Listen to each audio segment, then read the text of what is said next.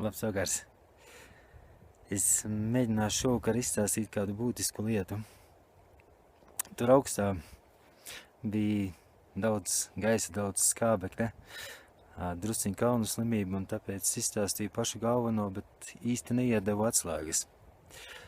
Galvenais ir tas, ka man ir jādara kas vairāk kā tikai labi man. Un šis ir mūsu pats būtiskākais darbs šobrīd. Ja es kaut ko daru, tad nevis ko es iegūšu, bet kādēļ es to daru, ko es no tā ražoju, cik daudz gaismas ar to radu. Un šis ir pats galvenais atskaites punkts pilnīgi jebkuram darbam. Tad, ja mēs tā skatāmies, kā izskatās mūsu realitāte šodien, mēs zinām daudz ezotēriskās kustības, apmeklējam daudz seminārus, nodarbojamies ar jogu, un tad mēs sakam, mēs iegūstam daudz enerģiju. Kam ir jēga no šīs enerģijas? Kurš cilvēks saņem vairāk gaismu no tā? Ir šobrīd tāda izplatīta lieta, ka cilvēki saka, ir paaugstinājušās vibrācijas. Tūlīt nāks jauns laikmets, viņš jau ir sācies, notiek lielas izmaiņas. Un tad, kad es šo dzirdu, tad tas izskatās tā, it kā cilvēks būtu nopircis daudz celtniecības materiālus, guļbaļķus, gāzbetonu, ķieģeļus, cementu, logus, un viņš saka, nāks jauns laikmets. Tas ir laikmets, kurā mājas celsies pašas no sevis. Tā nebūs, un tas nav iespējams. Nekāds laikmets, kurā notiks izmaiņas, viņš nav iespējams bez mūsu darba.